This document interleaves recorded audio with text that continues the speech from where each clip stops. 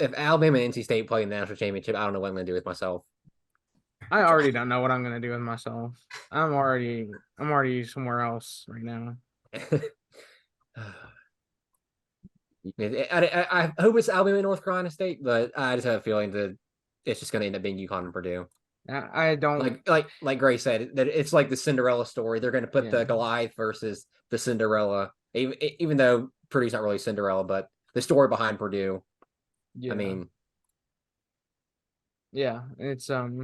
It's a better story. You're exactly right. I think Alabama and NC State would be a good story too if they somehow won it. I think Yeah, they'd arguably be better than somebody like Purdue because Alabama, I mean, they were the number one overall seed last year. and we fell apart. And then you lose all these assistant coaches, you lose all these players. I mean, it's a whole new team basically. So That's true. The following is a special presentation of Tony Curry Radio.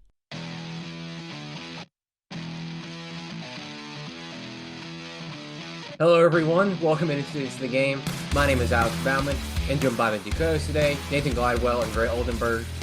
Guys, we are sitting here in the Final Four, and we have a team from Alabama in the Final Four, not named Auburn. Nathan, it's the Alabama Crimson Tide. You did not think they would be here. I didn't think they'd be here, considering the way the end of the season with that 102 points allowed to Florida losing in the SEC tournament. But we're sitting here, they're winning. What has the Crimson Tide done at this point to get to the Final Four and beat teams like UNC and Clemson along the way? I think it's an uptick in defense. You look at the defense they were playing beforehand in the regular season and into the SEC tournament, very lackluster, not a lot of hustling, a lot of just poor rotations, poor communication, and they come to the tournament. I know the Charleston game is pretty misleading. They gave up 96 in that game, but really that's like in garbage time that Charleston scored like 26. Alabama really held them to around 70 with their starters in. So I thought that was a good start. And then you go to the Grand Canyon game, only getting a 61 in a very sloppy game. Both teams didn't shoot well. But then you had the biggest challenge ahead of you, which was North Carolina. And I felt like Nate's game plan was down to a T, perfect. Playing off some of the North Carolina's worst shooters. I guaranteed they were hitting them in the first half, but then you come in the second half and they just weren't able to hit again. And that allowed Armando Bacot really to be doubled and for the paint points to stop. And Alabama took advantage of that well. And then you look at the Clemson game, and really in the first part of the first quarter, Alabama struggled from beyond the arc. And Yeah. in that moment, you're like, Alabama has to step up on the defensive end. And that's exactly what they did. Clemson did not shoot well from outside. And they kept trying to work it into the paint. They used a similar game plan to what they did against North Carolina for PJ Hall. And PJ Hall struggled at times. And he ended up fouling out of this game. I think a lot of frustration fouls to account because he couldn't get what he wanted to get in the paint. I think Alabama just the uptick in defense is huge, but the offensive consistency has been there other than the Grand Canyon game. They've been able to put up 89 in back-to-back games against two very physical teams, and then 109 against a Charleston team that I thought played good defense at times, and then Grand Canyon just slowed the pace down. That was a real sloppy game. But Alabama really just took over with what they were able to do offensively and then what they have been able to do defensively up until this point in the tournament. Yeah, Gray. So obviously both your teams are out. You had Auburn lose to Yale, and then you had what could have been the worst thing you could imagine. UNC loses to Alabama. What happened to UNC in that second half that kind of gave Alabama the way to get to the Elite Eight and then now the Final Four? What happened with Hubert Davis and the Tar Heels? Well, I saw some weird lineups out there in the second half. I thought North Carolina had a great game plan to come in to the first half and we're playing really well offensively outside of, RJ Davis just couldn't hit a shot. Credit Nate Oates and putting the length of Rylan Griffin on RJ Davis instead of a guy like Estrada or Sears, somebody like that, where RJ could maybe get by him and then get to the rim. They put a guy who's a lot longer on him, so it really bothered RJ Davis. But the Heels were still able to control the game offensively. With guys like Elliot Cadeau and Seth Trimble shooting the ball really well from outside, which you haven't seen. And then guys like Harrison Ingram and Cormac Ryan, which we said on the last podcast, if those two guys get going, Offensively, they can go, and they can go as far as they wanted to. But then you saw the second half, not only Alabama came out and took control, right as the start. Alabama had guys step up. Obviously, Grant Nelson stepped up huge, but some weird lineup and some defensive matchups from Hubert Davis. I think Hubert would really look back. I think the only way you can look back on that game as a North Carolina fan and if you're Hubert Davis, is why did we go away from what was working in the first half? I don't understand why they went away from Elliot Cadeau, on the ball, being the primary ball handler. They kind of made RJ Davis do that in the second half, which, just made him, even worse. That's because, first of all, that's not the position he's been playing all year. It's not the position that he's had success in. And Rylan Griffin stayed on RJ Davis the entirety of the second half. It just got him. It was a mess. It was a mess in the second half, but you credit Alabama for stepping up down the stretch. Now, talking about for Alabama, 3 things needed to happen for Alabama to advance to the Final Four. And yeah, I could have told you this in the middle of the year. I could have told you this right after the SEC tournament lost to Florida. Could have told you this at the beginning of the year. 3 things needed to happen. Obviously, Nathan nailed it on the first one. The defense had to be better. The hustle had to be better on that end. If you got the consistency that you get on offense, on the defensive end, and you complete a 40-minute game every single time, instead of just, we're only playing hard defense for 10 minutes or just the first half, the second half, that sort of thing. Alabama has done that.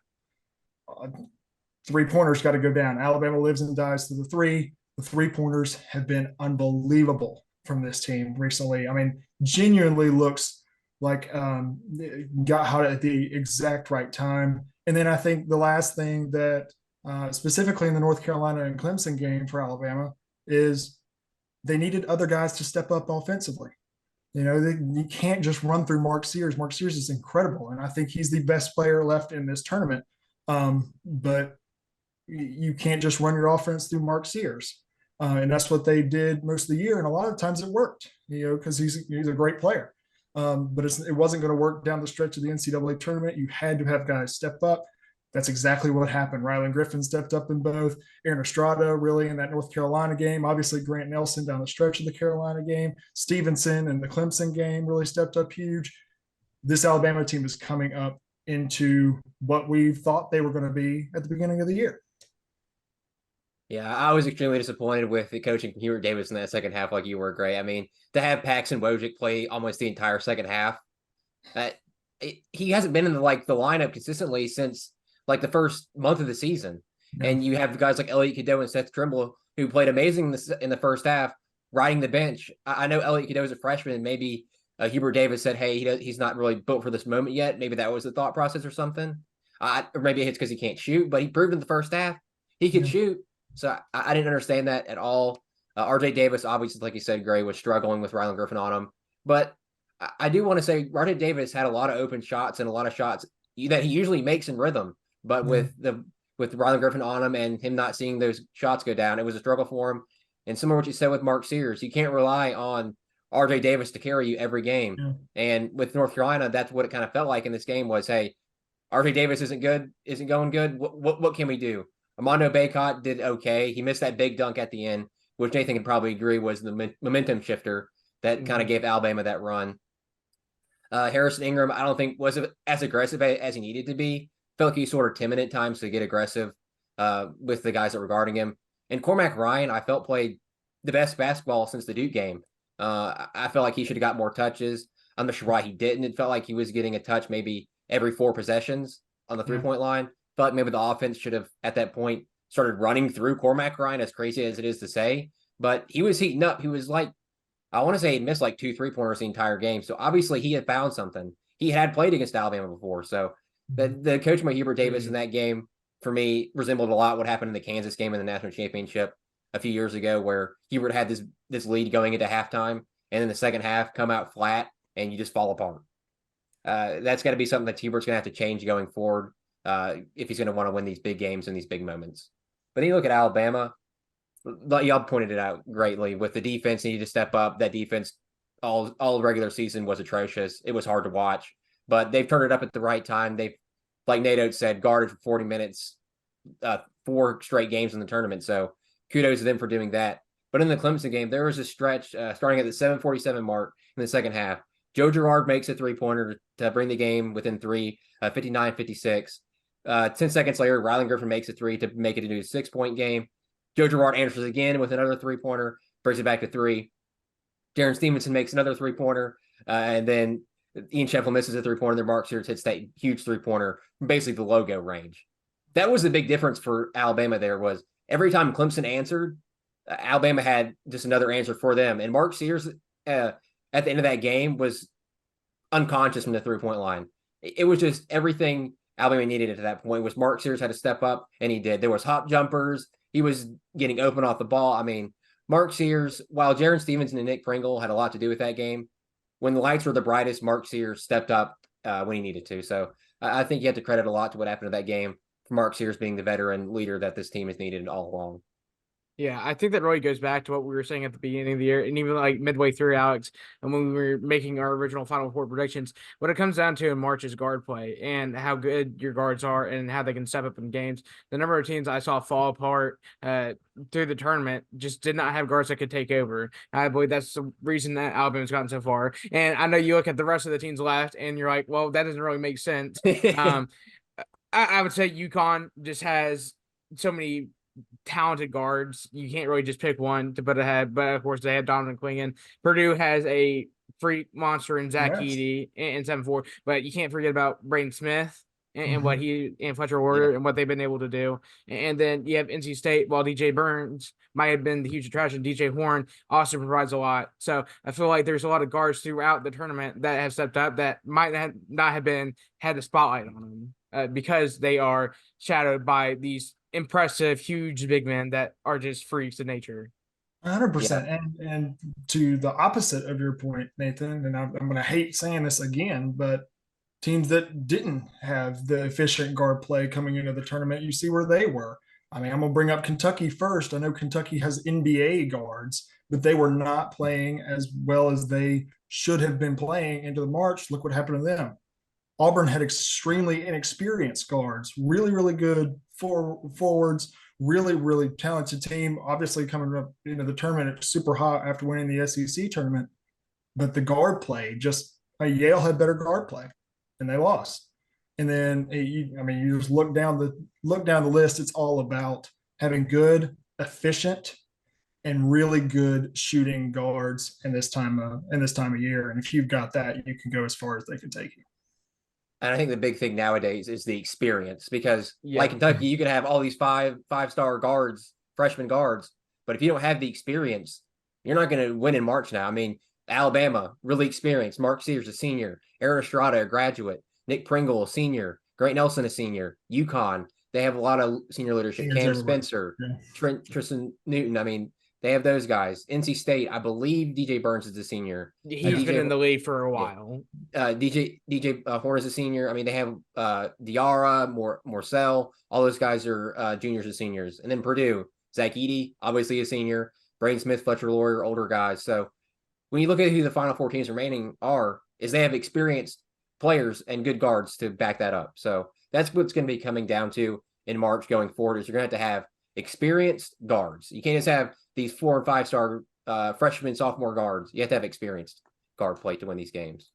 Yeah, we sat here last year, Alex, when Alabama got defeated by San Diego State, and that was definitely probably the most talented team Alabama's had to this point, including this year. And you really break it down, and you wonder why things didn't work out the way they were supposed to. And it goes back to the inexperience. And a lot of these teams, like you mentioned, Kentucky, they were inexperienced. They weren't efficient when it counted. I felt like Duke was one of those teams before, but they came into the tournament, and they really just matured as a team, and they built a lot of chemistry. And up until the NC State game, they were playing good basketball. So it just comes down to how experienced your team is. And a lot of the methods, like I would take UNC in this and most blue blood schools, the way they recruit talent that's usually one and done. It doesn't work anymore because you don't have time to install chemistry. You don't have time for these players to kind of build with each other. And that kind of leads to upsets in first rounds like Kentucky and like Purdue in most years before they were experienced. So that's just how March is. And it's kind of contradictory because we have NIL in place. So I think we'll start seeing teams be more experienced because the players have an option to be paid. But beforehand, before all of NIL took over, that's just how it was. And that's how it is this year. Yeah, so you look at the Final Four here, guys. UConn playing Alabama and then NC State playing Purdue. NC State's the lone 11 seed here, the quote-unquote Cinderella. I don't know if you can consider them Cinderella because, like you pointed out last week, they won the ACC tournament. They have been playing amazing basketball. So what has NC State done to this point to get to the Final Four and play a team like Purdue? They look just like their 83 team, by the way. My dad and I were watching them play, and we've been watching them play since the ACC tournament. I mean, if O'Connell doesn't hit that three to beat Virginia in the quarterfinals, they probably fire their coach, and they're sitting at home right now. Instead, they're on their way to Phoenix to play in the Final Four after winning the ACC tournament and winning 4 straight games and winning that region. I think they are incredibly balanced. I think they're the second most balanced team on this in this Final Four behind UConn, because of how experienced DJ Burns is. His scoring in the post is unmatched. I don't think there was a player in the entire tournament that could match his scoring in the post, especially at a guy like 6'9". But their guard play has also been very, very good. We just talked about it. DJ Horn, O'Connell, I keep forgetting the real tall, skinny guy's name, who looks just like Thurl Bailey. I mean, they look just like their 83 team with Jim Valvano, Derek Wittenberg, and Lorenzo Charles, and those guys. They've been playing great basketball. I'm really excited to watch that game versus Purdue. I'm a little scared because the officials are going to give Edey every single call. He will shoot 30 free throws in this game, especially being guarded by DJ Burns, because Burns is just going to move him out of the way. But I think they are a team that they're going to go as far as they want to, because they're playing the best basketball right now. Yeah, I talk about DJ Burns a lot, and Alice, I know when you were coming off the loss, when UNC was coming off the loss to NC State, and it was still fresh, and you talk about how much you hate DJ Burns because of the way he plays. Well, DJ Burns is pretty undersized to play the center position. He is at 6'9", but he is 275. He is built. He is strong, and he uses his size to his advantage, and his finesse around the rim is what makes him a great player. He doesn't rely on just his unintangibles. He puts in work every single time he's on the court, and is very surprising. He has worked on his mid-range shot. As on the Duke game, he was able to space the floor a little bit and back him into the mid-range, and they just weren't going to be able to guard him. And that's kind of how Duke got picked apart late, and that's how NC State ended up winning the game. So you got to give DJ Burns a lot of credit, but then you also got to flip around and say McConnell has offered a lot of 3-point shooting and versatility. And then, of course, what Horn's been able to do when they needed him to step up, he has been there. So NC State's a very finished team. Definitely not up to like UConn's standpoint, but as far as chemistry, they have a ton, and they play together so well. And it's just like if you were able to complete a puzzle. I mean, that's a finished product. Yeah, now flipping over to their matchup here, being Purdue, the 1 seed. A lot of people had Purdue losing early in the tournament just because these past few years they have continued to lose to these double-digit seeds. But another matchup with the double-digit seed in the Final Four, it had the chance to lose to them. But what has Purdue done this far to, once again, get to this point like NC State has and sort of fight those demons of, hey, we can't get past the first 2 rounds playing these double-digit seeds? Shoot free throws over and over again. I really don't like Tennessee. I don't like Tennessee basketball. I would never root for Tennessee basketball, but I sat there watching that Elite Eight game just praying for Dalton Connect to make another 3 or another 3 or another 3. That way, even when Edey goes to the line, if Edey goes to the line, when Edey goes to the line and free throws, Connect's still scoring more. Tennessee is still gaining on Purdue. No, I'm really impressed with Braden Smith. He is their leader. I think he's by far their best player. He's by far the most skilled player. He's a good shooter. He really brings out the defense. He's a really good rebounder, and he loves to push the break. And that's when Purdue's good. I think Purdue is a much better team when they're in the fast break and when they're moving their offense and not just handing it to Zach and letting him throw up that horrible hook shot.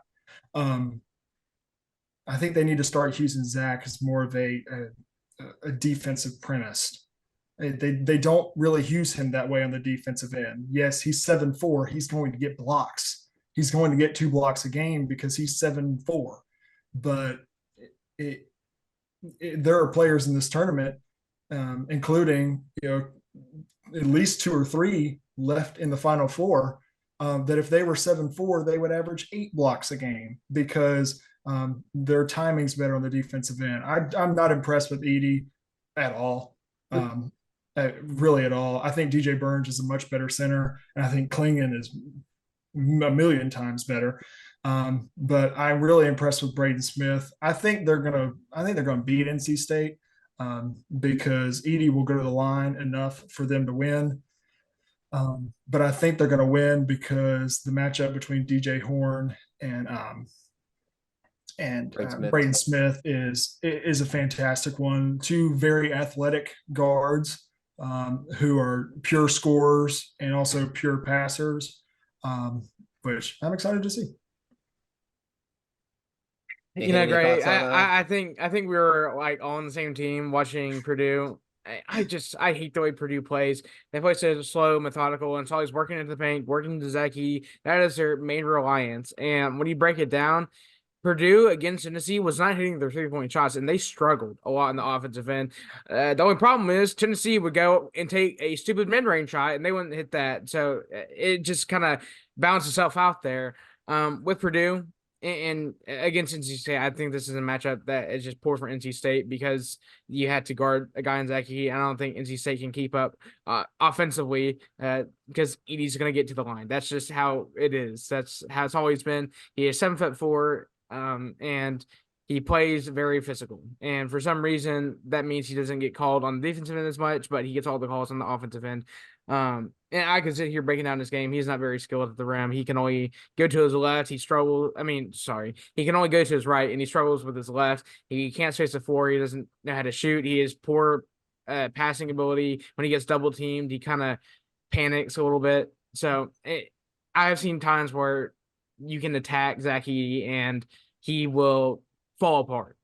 Tennessee didn't do it well enough. And I thought Rick Barnes had a good plan in place. It just did not work out because Tennessee was not able to make their shots down the stretch. I don't think NC State will be able to do that either. I think Purdue's going to end up winning. But if Purdue matches up against a team like Alabama or UConn, they should be scared because both these teams can hit threes and they can run the offensive break very fast. And for Edey, he struggles to run. And when he gets tired out, he kind of just stops hustling. So that's just what's going to happen. But this is a great matchup for Purdue. And unfortunately, I like NC State, but I don't think they're going to be able to get it done. Yeah, just to give you a stat here, guys, with the Zach Edey versus Tennessee, he had 16 fouls drawn and shot more free throws than he did field goals. So the refs really do give him the benefit of the doubt. What a joke. I will say there a lot of the foul calls against him or people fouling him are actual fouls, but there's a lot of the time where these refs are something else. He'll just like tackle somebody on the defensive end of the court and there's no call. And then there was a couple times in the game where the dude sat the entire offensive possession in the painted area. I sat there and watched like 4 or 5 videos where I would just say 1 Mississippi, 2 Mississippi, 3 Mississippi, 4 Mississippi. Oh my! And at one point he got to like 10 Mississippi, 1 possession. I was like, are you going to blow your whistle, or are you just going to let him be Charles Barkley and just sit there and pound it? And just like, what are we doing? There's no skill with what anything Zach Edey does besides maybe shooting the free throw. That takes some semblance of skill to do that because we see big men, they go to the line a lot, and they struggle to shoot the free throw, but he shoots it okay. But like Nathan said, no left hand. He has no outside touch at all. I mean, I hate people coming on these podcasts and saying, yeah, Zach Edey is going to be a first round pick. Oh my God, no. I don't think so. I really don't. The pace in the NBA would be so fast that he would not be able to play more than 10 minutes a night because he's not going to be able to keep up. He's going to get gassed. Yeah, and it's like, oh well, he can be this like gadget player. We can come on the defensive end of the court and just match up against these dominant centers in the league. I'm like, do you think he's going to stop Nikola Jokic and The Joel same Embiid? people also said that Taco Fall was a starting center in the NBA. It's just if he wasn't 7'4", we would not be sitting here talking about Zach Edey at all. Not at all. Not at all. Purdue wouldn't be in this situation. Yeah. It's just something. Let's talk about UConn here, guys, and they're absolutely blowout against Illinois in the second half. I believe it was 28-23 going into halftime, and then UConn came out, went on a 30-0 run, and Illinois it was done. Terrence Shannon was Casper the Friendly Ghost for them, did not show up at all. Damask did the best he could. I feel bad for him. I think that was one of the best games he's played in an Illinois uniform, but it's unfortunate when your star player decides he wants to be Niles Vanish for them. But what did UConn do that I guess scares you, Nathan, going into the Alabama game? Well, I thought they capitalized on the defensive end when they needed to the most. They stopped Illinois from trying. I mean, Illinois had a stupid game plan going in. Let me start with that. They tried to attack Don McLean in the paint over and over and over again, and Don McLean was like, "All right, I'm just gonna get block after block after block," and defense basically turned into offense for UConn. UConn just in transition, there was no stopping them. They were dunking the ball at throwing alley-oops, whatever they needed to do, threes in transition. Illinois, as soon as they came out in the court inside, they were going to attack Don McLean. That's when it was over.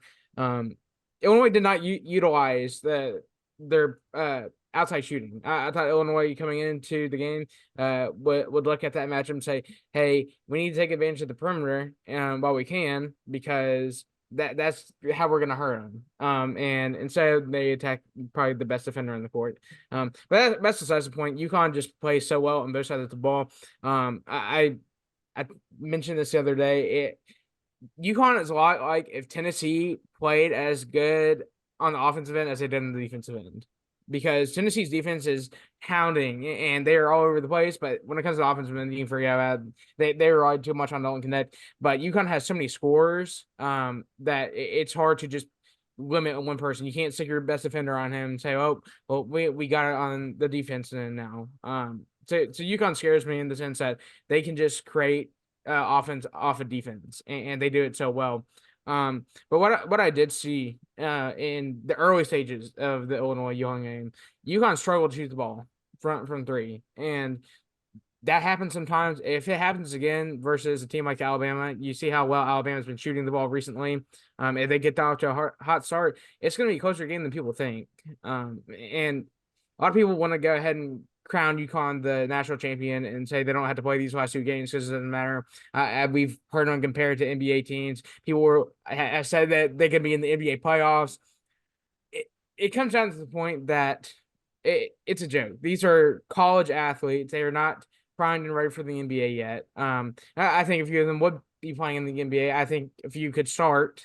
But this team has weaknesses, and while people don't want to realize that and look at it, you can break down multiple other games and find those. And if any coach is going to be able to do that, I think Nate Oatswell, he is a mastermind of breaking down film and being able to find weak points.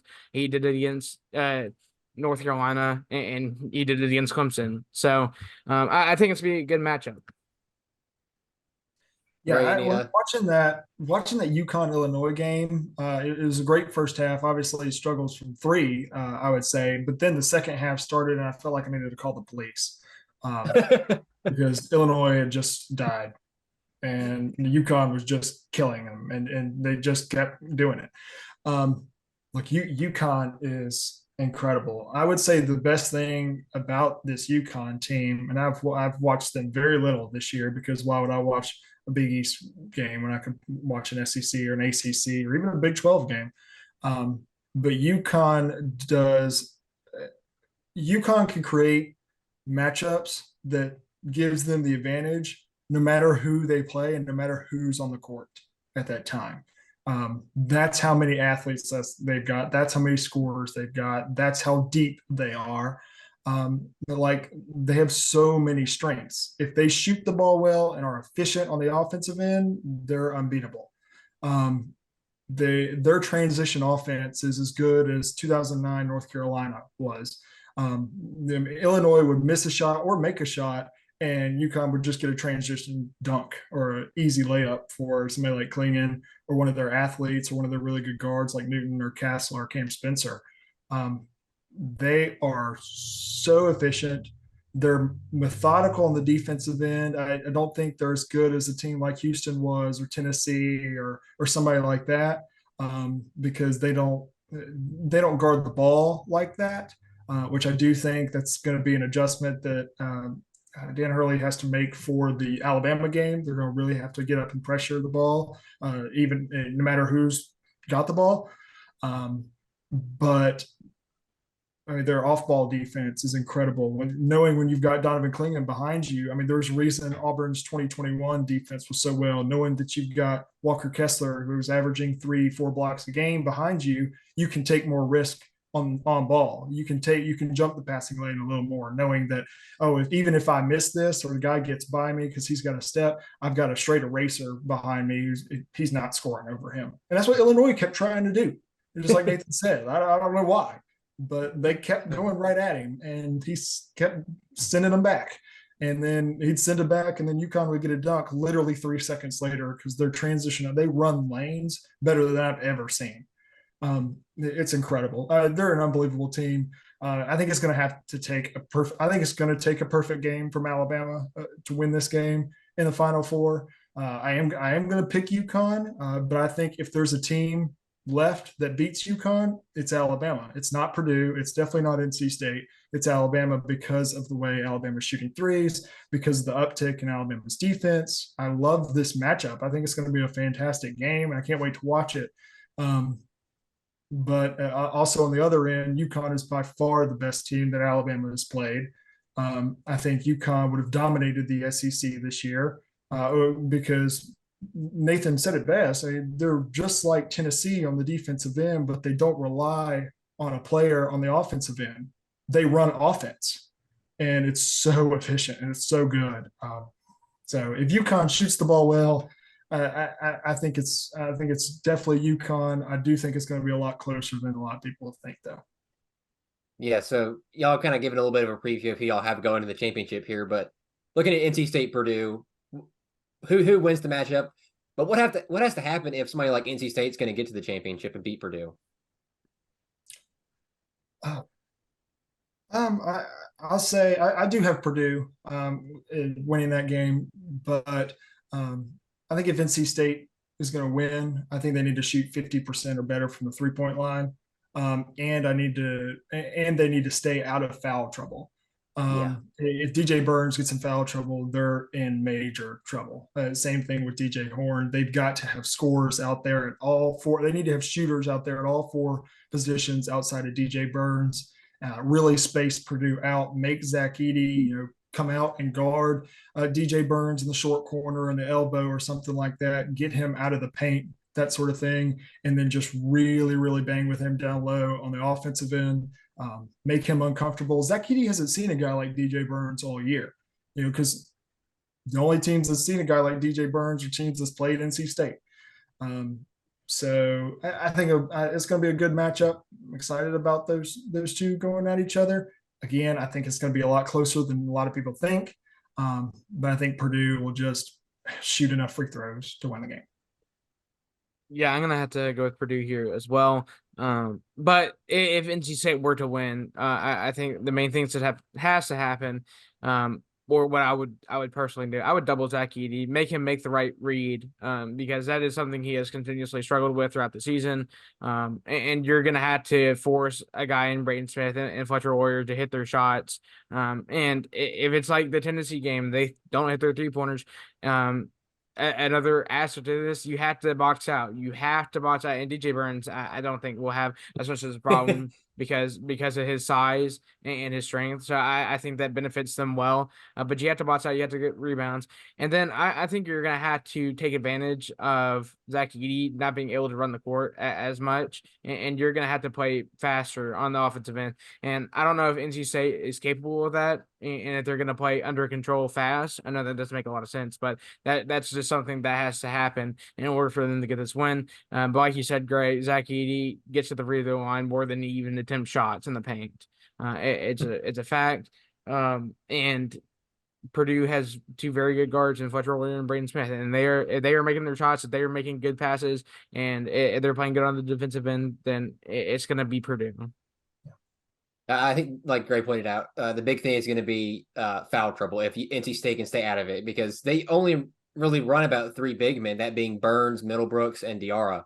If you have 2 of those guys go down with foul trouble, you're going to be in for a world of hurt against Zach Edey, because you're just going to have that one guy to play basically the entire game, or sort of be the primary defender on Zach Edey. If somebody like DJ Burns somehow gets 3 fouls in the first half and picks up that 4th one early on in the second half, I mean, they're going to have to stay out of foul trouble, and that's not going to be entirely on NC State, but the refs are going to have to officiate this game very well. They're going to have to be much better than they've been the entire tournament, because if these refs play to Zach Edey's hand, NC State's going to have almost close to 0 chance to win the basketball game, because he's going to go to the line and nail these free throws again and again, and NC State's not going to be able to keep up. But I'm going to go a little bit different here. As much as I hate to say NC State plays in the national championship as a North Carolina fan, I think NC State gets past Purdue and plays in the national championship, because DJ Burns is a much more skilled big man than Zach Edey. He's dominated in the post all year, made the right read in the tournament again and again. DJ Horn, while he did struggle in the Oakland game, he has played pretty good basketball. O'Connell, he's played really good. If those guards can get going, I think they can dominate much better than somebody like Braden Smith and Fletcher Loyer can. If Purdue doubles the post, DJ Burns is going to make the right read. If NC State doubles the post, Zach Edey, I don't trust. So that's why I'm going to go NC State here to make the national championship. So looking at the other matchup, guys, UConn and Alabama. Once again, who wins the matchup? What's it going to take for the underdog in Alabama to get the win? For this one, I think it's a little bit different. I think Alabama keep playing the way you played these last 4 games. If you do that, you're going to have a chance. Don't revert back to, and not getting back on defense, just allowing silly buckets, not taking advantage of mismatches. Don't revert back to what you're doing prior to the NCAA tournament. Keep playing the way that you've been playing. The 3-pointers are going to fall for Alabama. I think UConn knows that. I think UConn's prepared for that. And I think you need to shoot it like you did against Clemson, especially in that second half, just like Alex was mentioning, that run where it was just 3 after 3 after 3 after 3.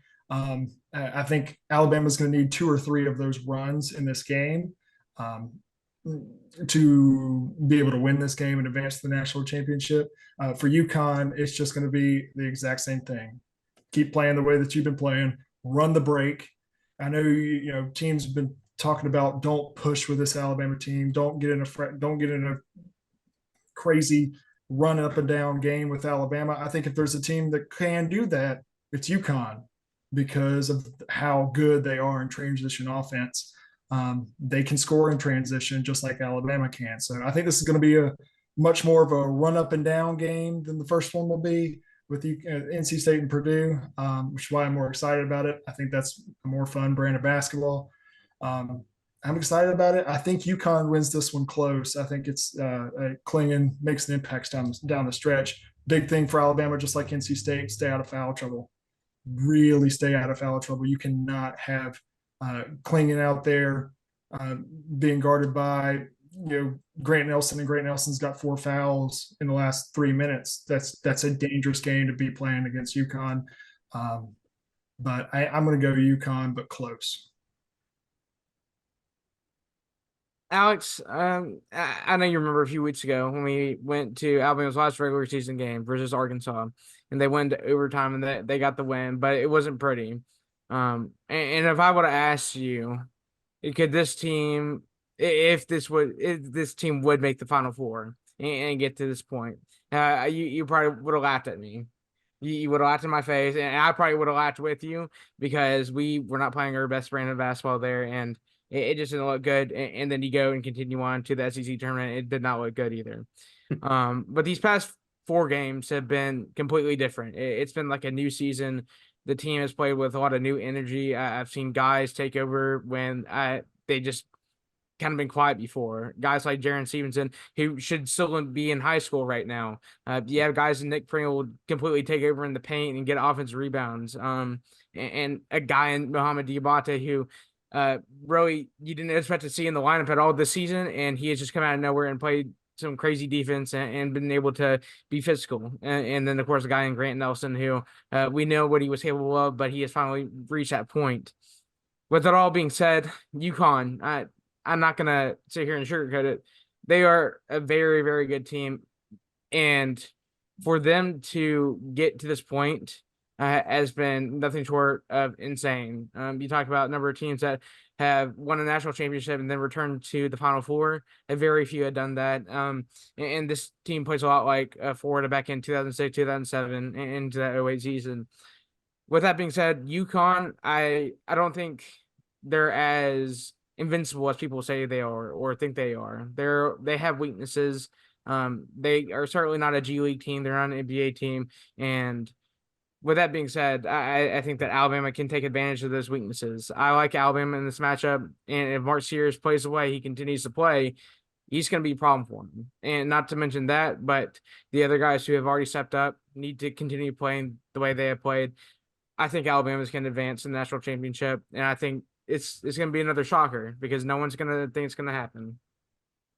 Yeah, I look at this game. For Alabama to win this game, they're going to have to play close to perfect. They cannot start this game like the way they started against Clemson. I believe that they went down 26-13. If you start like that against UConn will run you out of the gym. There's no amount of 3-point shooting or anything that can get them back against UConn the way they play defense and all that. So Alabama is going to have to start off really good. They cannot walk out of the gates. They have to run them down the court, match UConn's defensive prowess, and shoot the 3 ball really well. So Alabama's going to have to play close to a perfect game to beat UConn. And I think they can do that. I think somebody like Mark Sears is going to come out and start much better than he did against Clemson. I think he started at 0-for-7 against the Tigers there. And then I look at UConn. Like y'all both pointed out, they're not invincible. They're not going to be able to go, I believe it was 3-for-17 shooting the 3-point. Yeah, 3-for-17 like they did against Illinois shooting the 3 and do that against Alabama and expect to win this basketball game. The guards for UConn did not play particularly well against Illinois. Tristan Newton did not make a field goal. Cam Spencer wasn't as good as he has been. Stephon Castle wasn't great. He had 2 points. So I look at the games these teams are coming off. I know UConn had a lot better defensive game, but Alabama was shooting the ball really well in that game. A lot of guys have stepped up. So I think if guys like Mark Sears can play really well and you have that 1 or 2 guys that step up, whether that be Grant Nelson, Nick Pringle again, Jaron Stevenson, Rylan Griffin, Aaron Estrada, Latrell Whitesell, if he comes back, he's supposed to be coming back. If 2 of those guys to step up alongside Mark Sears, Alabama has a huge chance to win this game because at the end of the day, I think Alabama has more players that when the lights get bright and they need a shot are going to have a player to do that. I don't think UConn really has that one guy you look at or that 1 or 2 guys you look at. I don't think Cam Spencer or Newton or Castle are anywhere close to somebody like Mark Sears, Aaron Estrada, and Rylan Griffin. So I think Alabama gets the win against UConn, but I do think it is close, regardless of how each of these teams play, because UConn is going to get really defensive and Alabama is going to shoot the 3 ball, regardless if they're making it or not. So y'all have Nathan has Alabama and Purdue. Gray, you have UConn and Purdue, and I have NC State and Alabama. So we all have 3 different matchups here. Who do y'all have taking home the championship trophy here? Okay, so UConn and Purdue, I think this is what the NCAA wanted from the very beginning. I think they wanted the 2 best bigs left in this, or really in the entire tournament, to match up on next Monday night. I think they love the redemption story of Purdue, of the losing to a 16 seed last year and then coming back and winning the championship the year after, just like they did with Virginia in the 2019 year. So I think they love that. And I think the officials are going to do everything they possibly can to have that. So I'm going with Purdue because as much as I would hate it, this Monday night. If we get to a UConn and Purdue game, it's going to be about foul trouble. It's going to be about depth, and it's going to be the Klingon versus Edie show. Whoever makes the most free throws, and it's going to be a horrible brand of basketball. And I would much rather watch NC State versus Alabama on that Monday night. But I think they just can't get away from that redemption story. They can't get away. They really want Zach Edey to not use the ladder cutting down the nets because that'd be a great Instagram post for him. And I think that gets the better of UConn. And I'm going with Purdue. Nathan? Greg was very mathematical about that. I like that. He hit deep with that with the Virginia story. I thought about that a few days ago, but that's something else right there. Yeah, he's a little too close to that story. Very close, very close. Okay. Alabama and Purdue. This matchup has already happened. Back in December in Toronto.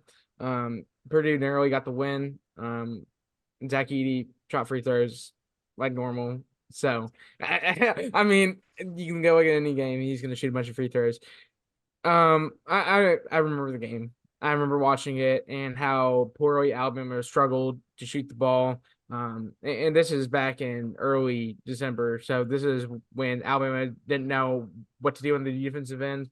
So whenever Alabama would miss a shot, they would not get back in transition, give up easy buckets. Even with that, I think they had the lead at the end of the half, and Purdue kind of played the style of play that Alabama wanted them to play, but Alabama didn't display the defense they needed to display. Alabama's kind of on a revenge arc. They just got revenge against Clemson, who beat them at home early on in the season. And I think they would have probably taken care of Arizona, who also beat them early on in the season. And Purdue is the next team in the way, and they're actually the last team in the way in this scenario.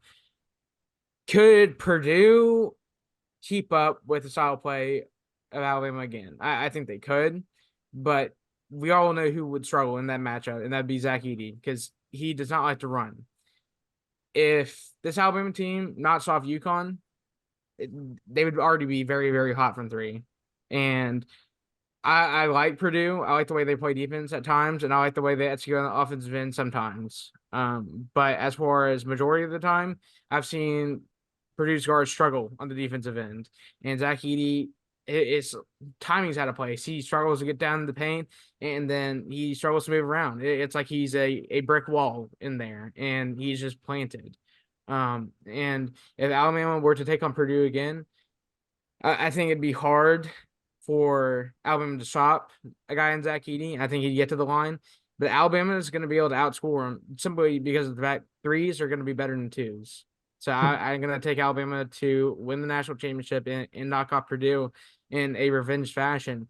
But I'm not going to tell a lie here. If Zach Edey goes to the free throw line like he has been, I don't know. It could be completely different. Yeah. I'm going to piggyback off Nathan here and say Alabama wins the national championship against NC State. I look at NC State. They're very similar to a team like North Carolina, where they're relying on their guard and DJ Horn. North Carolina relying on RJ Davis, and NC State has DJ Burns. North Carolina has Armando Bacot. So they played a team similar to this before, and they've won that game. So I think Alabama has prepared for this team. They've shoot the three ball immaculately better than NC State. NC State hasn't made over 9 threes in this tournament, so. And I don't think they can keep up with Alabama if they continue to make 3-pointers the way they've been making them. And if Alabama continues to play defense the way they have, Rylan Griffin will take DJ Horn out of this game. If the big men for Alabama can stay out of foul trouble on DJ Burns, then that'll be a good thing for them there. But I think Alabama, too much firepower for a team like NC State. I think NC State's Cinderella run ends in the national championship, which is I think it's a great run for them getting to that point, and I think Alabama cuts down the nets in Phoenix. So we had Can we not talk about the biggest outlier in metric history that would be if Alabama was to win the national championship? For a team not to play any defense whatsoever to just get all the way there and win the national championship. I don't know if y'all watch or have watched bracket TikToks or how much y'all watch, but it's all the team has to be top 12 in week 6 of the AP poll and whatnot. This team has to be east of a certain point in Texas or something like that. It's a team needs to be high offensive and defensive efficiency. The trapezoid of excellence or whatever it's called. Trapezoid of excellence and whatnot. This team plays too fast. Well, if this team were to win the national championship, everyone would have a come apart because it would all these metrics would just seem like a lie and everyone would be up in arms. Great. I know you would be because you're an Auburn fan and you kind of have this outside perspective of a team needs to play a certain way to win a national championship, but it would be pretty spectacular. I can't even fathom. I couldn't even fathom reaching the Final Four. I didn't think it was going to happen this year. Even though I picked this team to go to the Elite Eight, I didn't pick them to get this far. And the fact that I just picked them to win the national championship, honestly, it scares me a little bit because it had the reality of us being in the Final Four hasn't really set in for me. But like I said, it'd be absolutely insane. It would throw all metrics out the window. It'd be a very crazy day. I don't think it matters what your team looks like in September, November, October, January, February. Whatever happens in in your conference tournament and whatever happens in the first game of March Madness, that's the team you look at. I mean, you look at Alabama, could not play a lick of defense against Florida, the SEC tournament, but you're coming into the March Madness, and they're playing some of the best defense that I've ever seen them play. They're playing like the team that played defense last year. They're lockdown defense. If they play like that all season, Alabama we probably be sitting here saying Alabama is a 1 or 2 seed. They wouldn't be saying, oh, we're a 4 seed here. But now they found this defense. They know it's for this team all year to play defense for 40 minutes in a basketball game. And they've done that 4 straight games. So it's a whole different team. You look at NC State, same thing. This team was awful. They've lost I think 4 or 5 games going to the ACC tournament. Won all those games, had that crazy shot against Virginia, and they're on this run too. So, like I said, it doesn't matter what your team looks like at the beginning of the year. All that matters is how you finish. It's not how you start, it's how you finish. And all these teams, while teams like Alabama and NC State started after the season up and down, not so great, they finished this season really good, regardless if they win these games or not. Yeah, I just want to make this point on Alabama. I think the way Alabama has played in the last 4 games, there has never been a better Alabama team. And you could say last year, like when they were really good during the SEC regular season or even the SEC tournament, they were blowing through teams last year. Brandon Miller was scoring 30 points. Noah Clowney was playing unbelievable. Mark Sears was playing great. The way this team is playing now, it blows them out of the water. Blows them out of the water because they're efficient on the offensive end. Obviously, ask Clemson, hey, 3's better than 2's, Clemson. You just lost because of it. But they've finally shown effort on the defensive end. And I know y'all can both say, because y'all both have watched every single Alabama game this year, that I have not.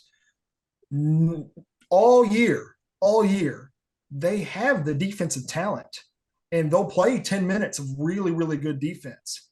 But they never put it all together for a 40-minute game and never, kept it going. And when they would play very, very good defense, it would take all the air out of their offense, and they would just rely on jacking threes that they weren't making at the time.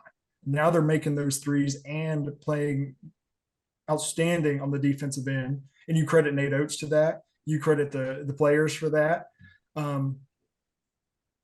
This team is playing better than any Alabama team has in the past. And this team has the best chance to win the national championship than any other Alabama team has ever had. I'll take it a step further, Gray. And I think this is probably going to be our final question because we're running a little low on time. Mm-hmm. Is Mark Sears the greatest player in Alabama basketball history? Yes. Yes. Alex? I don't. I'll say he's the greatest player, but it's really hard because you have guys like Brandon Miller and Herb Jones, and there's a lot of guys before that obviously we didn't get to watch. So it's hard for us to say, hey, Reggie King was better than Mark Sears. I never saw Reggie King play basketball for Alabama. So from what I've seen, I'd have to say Mark Sears is the best player to put on an Alabama jersey. Now, will he play at NBA? Like somebody of these guys have like Brandon Miller and Colin Sexton? That remains to be seen. But he's the best player at Alabama to play basketball. I would have to agree, and I'd say Brandon Miller is probably the most talented, and Mark Sears is definitely the most skilled, and he's the greatest. And this run he has been on, I believe in that Clemson game he hit like 6 or 7 straight threes. That's video game stats right there. So he is the best player in Alabama history, in my opinion, and I've watched a lot of Alabama basketball. Yeah, because it's the exact same thing from the Auburn perspective. Jabari Smith is by far the most talented player that has ever played at Auburn. And I think Pettiford will come in there and because he's like the second highest rated player. Hold your horses now. Johan Traore and Holloway have something to say about that. That's very true. That's very true. But the best player at Auburn University is either Jared Harper or Bryce Brown. I would say Jared Harper. I would say Jared Harper too. More consistent than Bryce Brown was throughout his career. Playing better at the time when Auburn made their run. So it's the exact same thing. We're looking at success, and we're looking at how you played in college, not how talented you are or how much potential you have to be at the NBA and the next level, that sort of thing. So that's why Nathan is pointing out Mark Sears is the best Alabama player ever. Yep. All right, that's all the time we have for today. Thank you for listening and watching Students of the Game.